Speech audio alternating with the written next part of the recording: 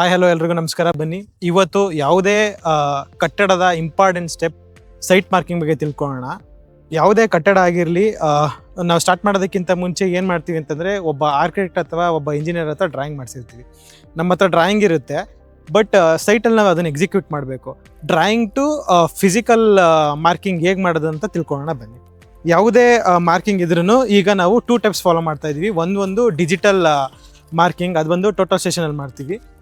ಇನ್ನೊಂದು ಬಂದು manual marking. Manual marking ಹೇಗೆ ಮಾಡ್ತೀವಿ ಅಂತಂದರೆ, ನಮ್ಮದು ಆನ್ಸಿಸ್ಟರ್ ಮೆಥಡ್ ಏನಿದೆ ಅದರಲ್ಲಿ ಒಂದು ರೈಟ್ ಆ್ಯಂಗಲ್ ಅಂತ ಒಂದು ಟೂಲ್ ಇದೆ. ಆ ಟೂಲ್ ಯೂಸ್ ಮಾಡಿ ಮಾಡ್ತೀವಿ. ನೀವು ಇಲ್ಲಿ ನೋಡ್ತಾ ಇರ್ಬೋದು, ಇದು ನಂದು ಲೈನ್ಸ್ ಇದೆ. ಒಂದು ಹಾರ್ಜೆಂಟಲ್ ಲೈನ್ ಇದೆ, ಒಂದು ವರ್ಟಿಕಲ್ ಲೈನ್ ಇದೆ.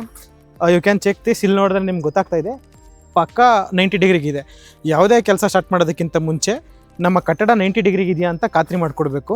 ಇದು ನಾವೇನಂದ್ರಿಂದ ಮಾಡ್ತೀವಿ, ಸೈಟಲ್ಲಿ ಮಾಡಬೇಕು ಅಂದರೆ ರೈಟ್ ಆ್ಯಂಗಲ್ ಯೂಸ್ ಮಾಡ್ತೀವಿ. ಇನ್ನೊಂದು ಮೆಥಡ್ ಅಂದರೆ ಟೋಟಲ್ ಸ್ಟೇಷನ್ ಯೂಸ್ ಮಾಡ್ತೀವಿ, ಅದು ಚೆಕ್ ಮಾಡ್ಬೋದು. ಅದನ್ನು ಬಿಟ್ಟು ಇದು ಕರೆಕ್ಟಾಗಿದೆ ಅಂತ ಚೆಕ್ ಮಾಡೋದು ಇನ್ನೊಂದು ಮೆಥಡ್ ಅಂತಂದರೆ 3-4-5 ಮೆಥಡು. ಯಾವುದೇ ಇಂಜಿನಿಯರ್ ಇದ್ದರೂ ಅವ್ರ ಕಾಲೇಜ್ ಲೈಫಲ್ಲಿ ಸರ್ವೆ ಕ್ಲಾಸಲ್ಲಿ ಇದನ್ನು ಕಲ್ತಿರ್ತಾರೆ. ಹೀಗೆ 3, ಹೀಗೆ 4ನ ಮಾರ್ಕ್ ಮಾಡಿದರೆ ಇದು ಎಕ್ಸಾಕ್ಟಾಗಿ 5 ಬರಲೇಬೇಕು. ಇಲ್ಲಿ ಬಂದು ನೀವು ಚೆಕ್ ಮಾಡಿ, ಇಲ್ಲಿ ಗೊತ್ತಾಗ್ಬೋದು. ಹಾರ್ಜೆಂಟಲ್ಲಿ 3, ವರ್ಟಿಕಲಿ 4, ನನಗೆ ಡಯಾಗ್ನಲಾಗಿ ಆಟೋಮೆಟಿಕ್ಕಾಗಿ 5 ಬರ್ತಾ ಇದೆ. ಸೊ ನಮ್ಮ ಬಿಲ್ಡಿಂಗು ಪರ್ಫೆಕ್ಟಾಗಿ 90 ಡಿಗ್ರಿಗಿದೆ. ಇದು ತುಂಬ ಇಂಪಾರ್ಟೆಂಟ್ ಸ್ಟೆಪ್ಪು. ಯಾವುದೇ ಕಟ್ಟಡ ಆಗಿರಲಿ, ಈ ಸ್ಟೆಪ್ಪನ್ನು ಯಾವುದೇ ಕಾರಣಕ್ಕೂ ಮಿಸ್ ಮಾಡಬೇಡಿ. Thank you.